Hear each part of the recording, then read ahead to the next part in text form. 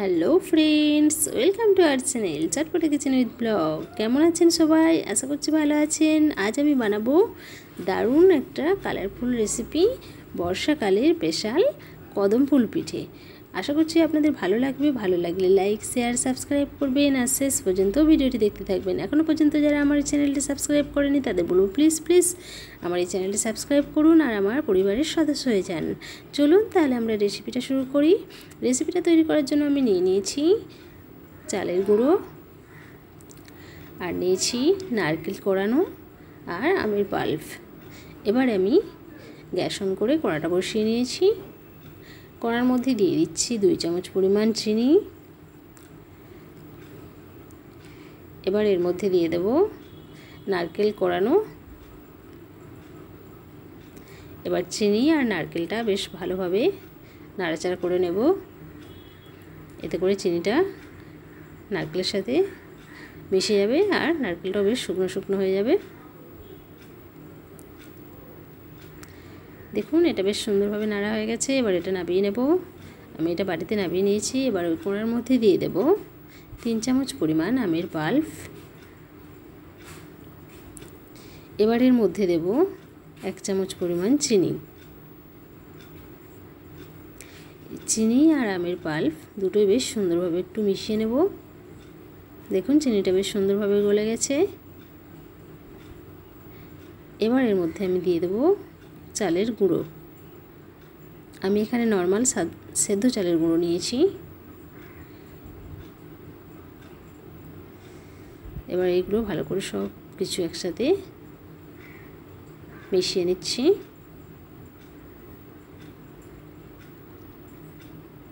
চালের গুঁড়োটা একেবারে দিলে হবে না, অল্প অল্প করে 2-3 বারে দিতে হবে।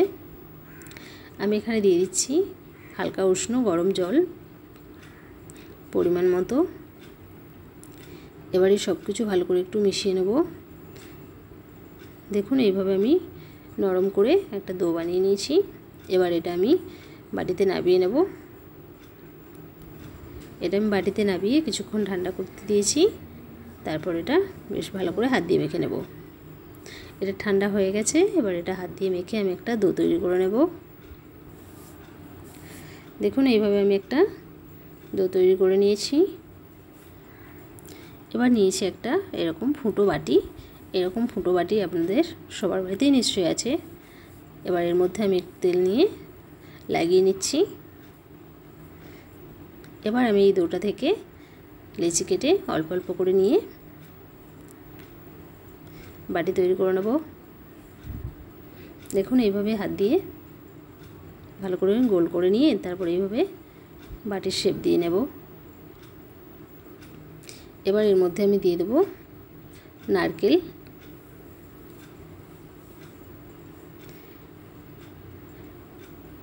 নারকেলটা কিন্তু পরিমাণ মতো নিতে হবে। এর মুখটা ঠিক করে বন্ধ করতে হবে, নয়তো ফেটে বেরিয়ে যেতে পারে। এবার এইভাবেই মুখটা ভালো করে বন্ধ করে নিয়ে হাতে করে ঘুরিয়ে গোল করে নেব। দেখুন এইভাবে গোল করে নিয়েছি। এবার আমি নিয়ে নেব চাল। আমি এখানে বাসমতি রাইস নিয়েছি। রাইসটা আমি আধ ঘন্টা ভিজিয়ে জলটা ঝরিয়ে নিয়েছি। এবার এর মধ্যে ভালো করে চালগুলো লাগিয়ে নিচ্ছি। দেখুন চালের দানাগুলো বেশ সুন্দরভাবে গায়ে লেগে গেছে। এইভাবে আমি বেশ কয়েকটা রেডি করে নেব। আবারও এই একইভাবে আমি তৈরি করে নিচ্ছি।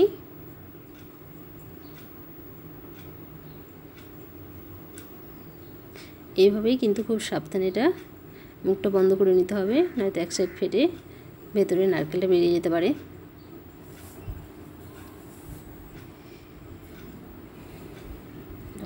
এটাও তৈরি হয়ে গেছে।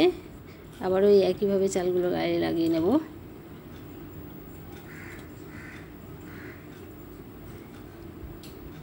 এইভাবে আমি সব কটা তৈরি করে নেব। দেখুন আমি তৈরি করে নিয়েছি। আমার প্রত্যেকটা তৈরি হয়ে গেছে। আমি এবার এগুলো সেদ্ধ করতে বসিয়ে নেব। সেদ্ধ করার জন্য আমি নিয়ে নিয়েছি একটা ডেকচিতে কিছুটা পরিমাণ জল। গ্যাস অন করে আমি জলটা বসিয়ে নিয়েছি। জলটা গরম হতে শুরু হয়ে গেছে। এবার এর মধ্যে আমি পিঠেগুলো দিয়ে 10 থেকে 15 মিনিট ঢেকে সেদ্ধ হতে দেব। ফিরে আসলাম 10 থেকে 15 মিনিট পর। এবার দেখে নেব এটা রেডি হয়েছে কিনা। দেখুন এটা বেশ সুন্দরভাবে সেদ্ধ হয়ে গেছে, চালের দানাগুলো একদম ভাতের মতো হয়ে গেছে। এগুলো আমি নামিয়ে নিয়েছি প্লেটের মধ্যে। দেখুন দেখতে একদম ঠিক যেন কদম ফুল। আমি রেডি করে নিয়ে প্লেটে নিয়ে বসে পড়েছি। আমি আপনাদের একটা কেটে দেখাচ্ছি ভেতরটা কেমন হয়েছে।